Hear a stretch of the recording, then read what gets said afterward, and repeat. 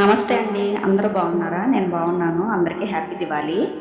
ఈరోజు యాక్చువల్‌గా మా దీపావళి రోజున మా నాన్నమ్మ చనిపోయిన రోజనమాట. ప్రతి ఇయర్ కూడా మేము ఇలాగా ఒక 100 మెంబర్స్‌కి అలాగా భోజనాలు పంచిపెట్టేవాళ్ళం.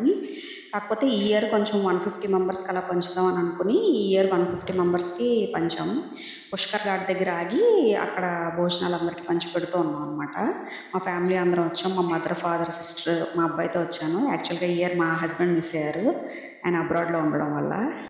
మేము ఇలా ఒక చోట ఆగి ఫుడ్ పంచిపెడుతుంటే పాపం చాలామంది పరిగెట్టుకుంటూ వచ్చి మరీ ఫుడ్ తీసుకున్నారు. వాళ్ళ కళ్ళల్లో ఆనందం చూసి నాకు కూడా చాలా చాలా హ్యాపీగా అనిపించింది అసలు. ఈ ఇయర్ దివాళీ అయితే మాకిలా జరిగింది. మేము చాలా హ్యాపీగా ఫీల్ అయ్యాం. అలా ఇచ్చినందుకు, చేసినందుకు అంతా. మీ దివాళీ ఎలా జరిగిందో వీడియో చూసాక కామెంట్ చేయండి.